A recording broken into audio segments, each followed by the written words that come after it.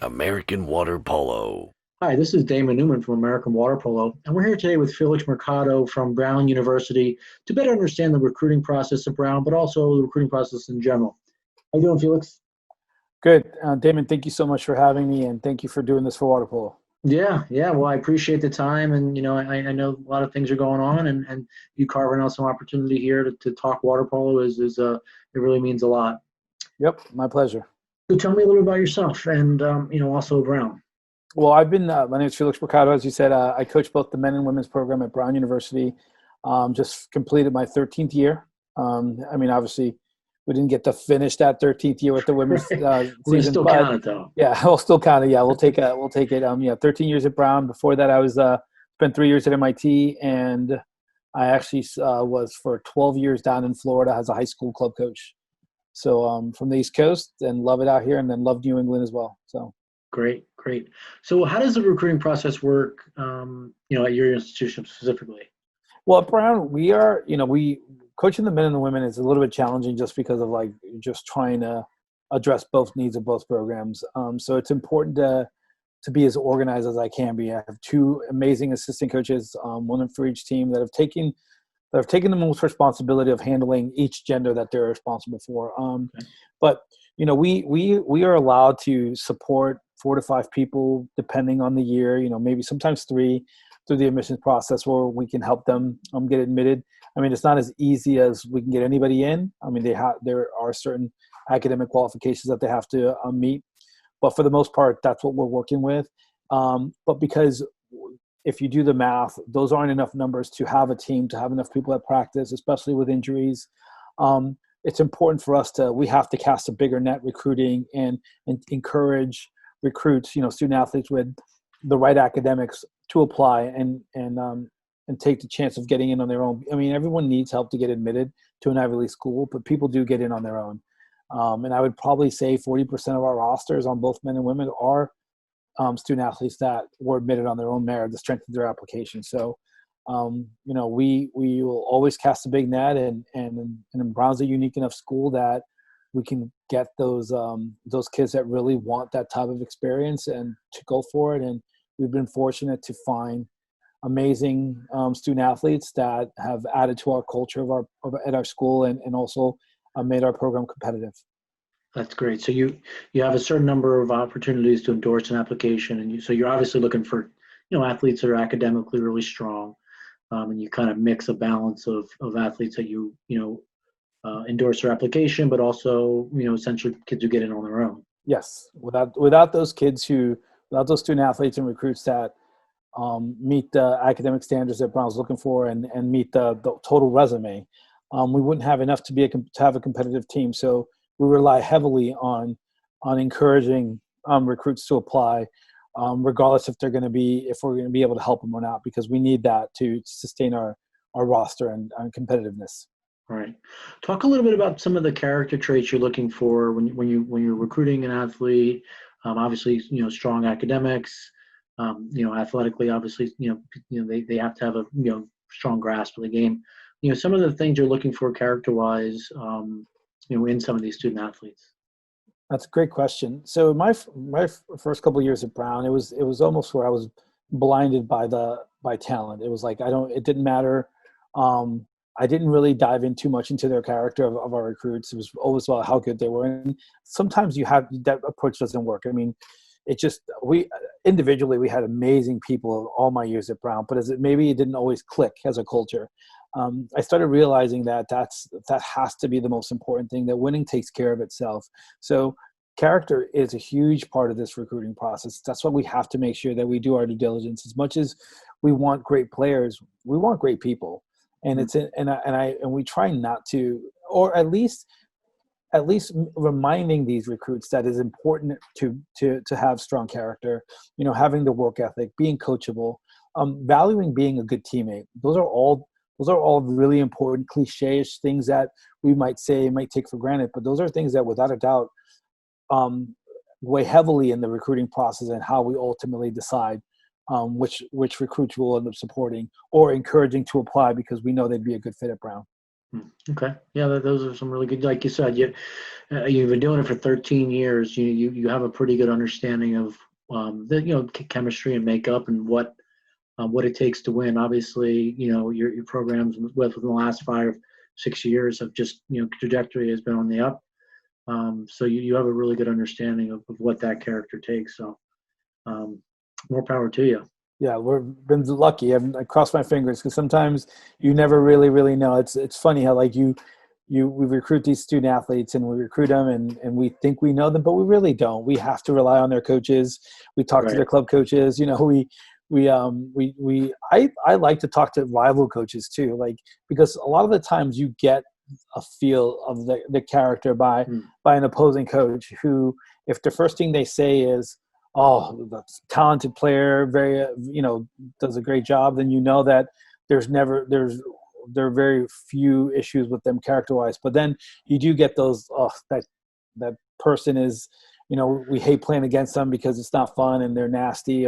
And when we go watch these kids play, watching their demeanor is important during a timeout, during the quarter break, how they react to officiating, because officials are, God bless them, because obviously we need them for our sport, but it's not always the perfect, They're human, right? they're human. Yeah. So everybody makes mistakes. We make bad passes. We make bad decisions as far as tactics.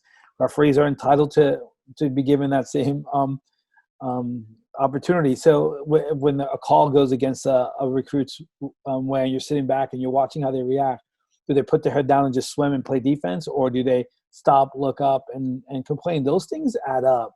And not that we're going to base a decision on who support on one action, but they add up, and if that's something you consistently see, then that's who they are. And it is what it is. If it's something like everyone's entitled to that moment of where they let their guard down and show a little sign of frustration. But if it's something you see all over and over again, then you start thinking, is the makeup of their mindset, is that what you want in your program? And that's just, again, so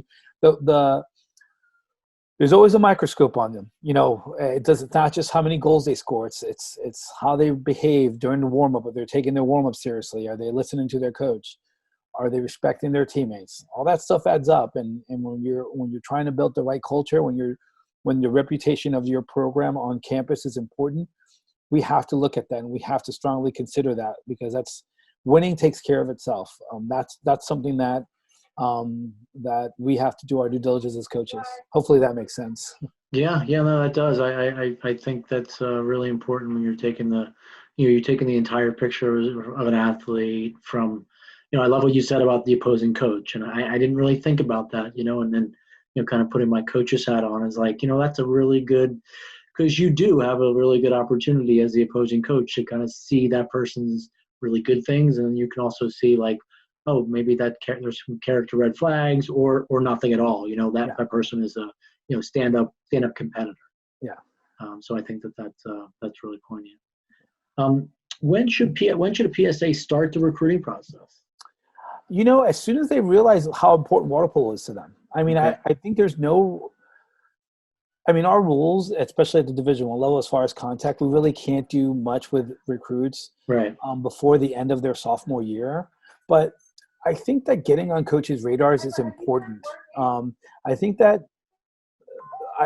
soon as you realize that there's a possibility that you can play water polo, and that's something that's important enough to you in those 4 years, I think you should start reaching out to coaches, filling out online questionnaires. Every program in the country right now has online questionnaires on their website. Go to it. Yeah, there might be some information that's incomplete, but you fill it out and at least get on their radar, because I know from the most part, most of the coaches that I talk to, once they're allowed to contact athletes, they start sending them emails that they usually go to their database and send emails to those recruits, those PSAs. In Division III schools like Johns Hopkins, MIT, Washington and Jefferson, the SCIA schools out west, they could actually start recruiting athletes their freshman year of high school. They could start emailing and calling them. So because it's so early, I think as soon as you realize you get to high school and you're like, this is definitely something that I could see myself doing, start communicating with coaches. Right. Yeah, I think that's good. That's great piece of advice. Kind of expanding a little bit more on that bit of recruiting. What would you recommend the PSA do to prepare when they're going to get on a phone call, say with the college coach, whether it's yourself or someone else? Do their homework on the program. I think do their homework on the program, and it's always it's always impressive when someone says, "Oh, last year I saw that you did this, and that you had 3 All-Americans, and that you graduated." It's because it just shows that you're doing your due diligence, and I think that's what because I think that's what coaches do. They try to make sure they get a little bit of information about every PSA, so when they have a conversation, they can say, "I saw that you made." This all tournament team or this all conference team, and I think do your homework, but also research the school outside of athletics. Okay. I tend to when I do recruiting talks, I tend to hit the points of fit, academic fit. Do you want to if you want to be if you want to go into pre-med, you have to make sure that the schools that you're looking at offer some type of pre-med opportunity as an undergrad. Because if they don't, then why are you doing it? If Right. you want to, if how far do you want to live in a small town? Do you want to live in a big city? Like do that type of research, because that's ultimately going to it goes back to happiness, right? Playing water polo is going to make you happy, but playing water polo in the middle of nowhere, right, where the weather gets really bad, is that something that you're that you're okay with accepting to play the sport that you love? And I don't know, being far away from home, is that something you're okay with? I don't, because really all it takes is one injury and your career's over. And if you made the decision on just going to that school because it has water polo, what are you going to do then? So I tend to do your homework on the school outside of athletics, as much as it is, as much as you want to know about the program and the coach. You also need to know about the school, what they offer academically, socially, the makeup of the environment, the social environment of it. Those are all important things that really doesn't, especially nowadays with Google and YouTube, where you can just literally just type in something and all this information comes out. I think that's something it's so easy to do that it's almost like don't be careless, Right. because You're doing yourself a disservice if you're not yes, preparing for, for a conversation to have with the coach, whether it's D1, D2, or D3. exactly. Excellent. So, with the COVID outbreak and the loss of some large tournaments, being, postponed or, canceled altogether, rescheduling, what should a PSA do to be seen? So, I mean, this is definitely something that the last couple of days we've been having to address. Look, I think this is where old film is better than no film, right? Yeah. So film as a sophomore, it's better than not having any film at all. This is where coaches, I think this is where high school and club coaches have to kind of almost help out here, because they have to be, I think your coaches need to ask your coach to help writing letters of rec, contacting coaches. I think, I also think this is where you kind of also have to look back at how, your academics and everything else you've done outside of athletics to help build that resume. Now, this is going to be more, it's especially for the rising seniors, the current juniors, you're going to have to really look at your entire body of work, and every part is going to be important, because you might not be able to showcase your athletic ability as when you thought you could. I mean, it's not too late, and I am going to be optimistic here that you're going to get an opportunity to get back in the water before the next school year starts. But are you really going to be in the best shape you can be? So there's all this pressure that these PSAs are going to put on themselves. Relax, control what you can control, right? Talk to your coaches, and this is where also the type of person and character you are is going to come back to either help you or hurt you. If you've been a positive part of your program, of your club coaches, and coaches look up to you as a leader, this is where they're going to go above and beyond to help you. But I think more important, I think these coaches, they wouldn't be coaching these athletes if they didn't believe in them and if they didn't vouch for them. So I think reach out to your club coaches, your high school coaches, tell them, do you have any film? Number one. Number two, can you write a little rec? Can you reach out to these coaches? I'm encouraging the club and high school coaches to go ahead and start putting together a database of every one of their athletes with their contact information and some vital information like their height, maybe some academic information, and send out to every college program in the country, because we are in a good place where there are a lot of programs that we're growing. Our sport is growing at the collegiate level. So there's a lot of different places that could be the right fit. But so you might be looking at different schools or more schools than you might have if you had the opportunity to play. So control what you can control. Old film is better than no film, and start and involve your high school and club coaches to help you in this process, because they're going to be probably the most important part of this process to help communicate with the college coaches. Yeah, I think that's great advice. And one of the questions I had is just, you have athletes that, there are a lot of new programs popping up, and there's a lot of opportunity for athletes to play, given their ability level, given their academic, resources. What would you give some advice to a PSA that might not be able to get to some of these large tournaments in a traditional year, maybe doesn't play on, like, say, a large club team that has like some name recognition? What would the advice to give them? I mean, I think we also have to kind of be realistic with how much a college coach might be able to do for them. I think it's Right. like at this point, it's like, they have to kind of almost have the approach worst case scenario that I might have to get into these schools on my own. And Okay. coaches are looking for that. I think that's it. Do the best you can, but if you can't control what you can't control, right? Yeah. So I think you have to approach these schools as like, look, I might have to get in on my own merit, and hopefully I get a chance to play.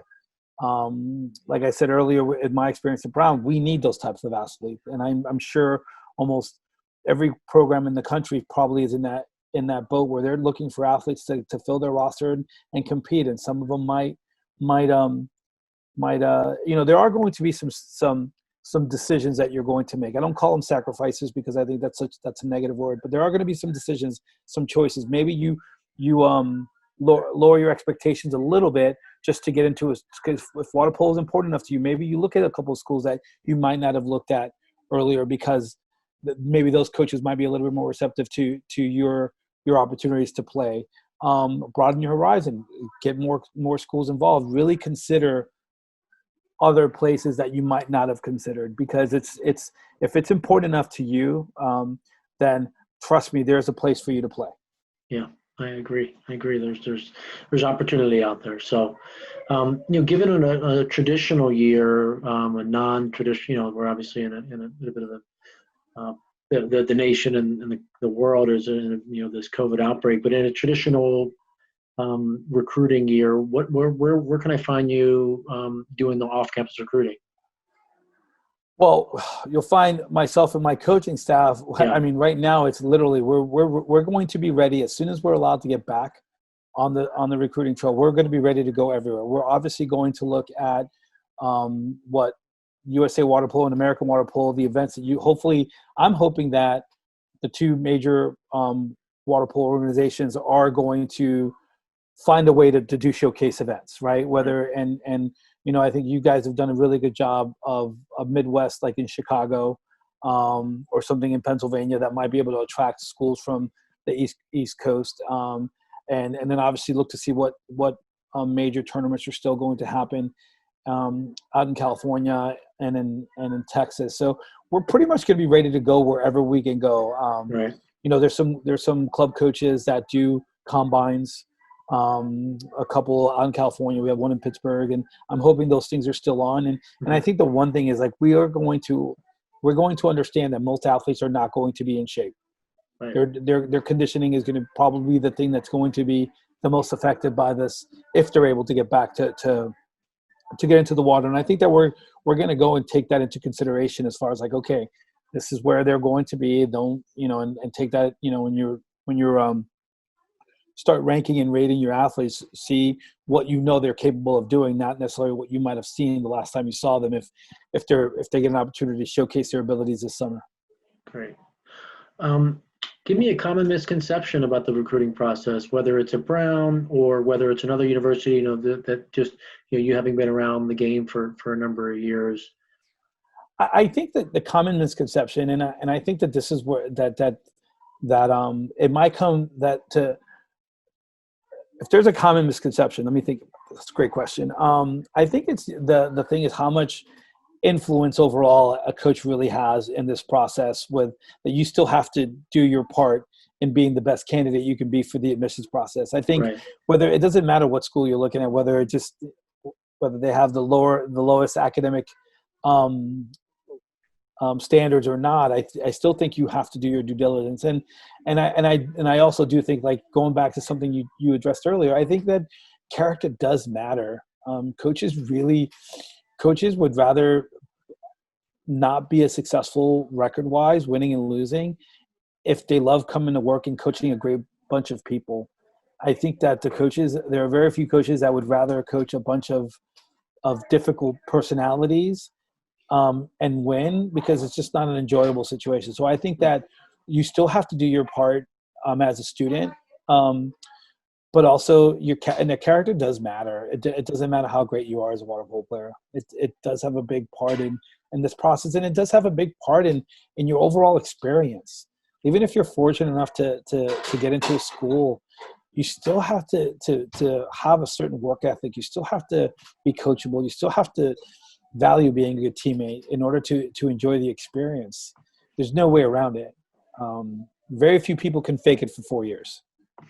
Right. Yeah, that's really good advice. I think that's true. Is you the good advice is do as well as you can in school, and so you don't necessarily need a coach to advocate for you, because you have a lot of different options, and the character piece we talked about before, I think is critical. Without a doubt. Final question: what's a day in the life for a student athlete at Brown? Time management becomes the most important part of their experience. I think if they can, obviously we're very fortunate that obviously once the student athletes that we do get at Brown, they already kind of know how to manage their schedule. It's pretty much kind of like if they weren't busy, they probably wouldn't be happy.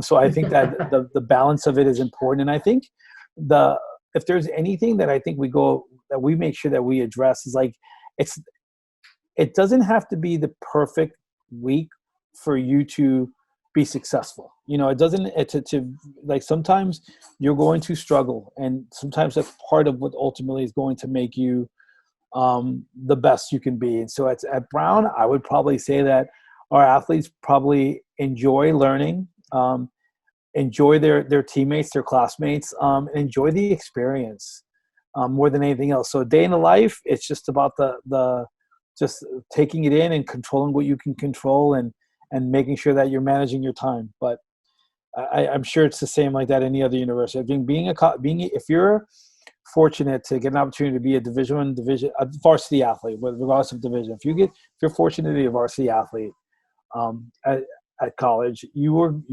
should walk around with your head held up high, because that's a great accomplishment. And it's going to be tough, and it's not going to be easy, or everybody would do it. But I think that balance is important. So a day in the life it's about balance. It's about prioritizing things, and every day they could be totally different. All right, great. So if someone's interested in Brown or say another university, what do you think the next step should be for a PSA to do? Well, number one, look themselves in the mirror and be honest with themselves on the type of student they are, the type of athlete they are. I think that we actually just yesterday went live. I'm also the president of the Coaches Association. Okay, yeah. The ACWPC, and we actually went live yesterday with our new our website, ncaawaterpolocoaches.org. And on it, I made it easier for any PSAs to go and literally get all the contact information for every university in the country, plus also a link to the university's webpage. There are a lot of great websites. I mean, I think the Collegiate Water Polo Association the CWPA does a great job with their website. USA Water Polo has a great website. Water Polo Planet, I don't know if they've updated there, but they have a good College Corner website. But there's a lot of good websites out there that provide a lot of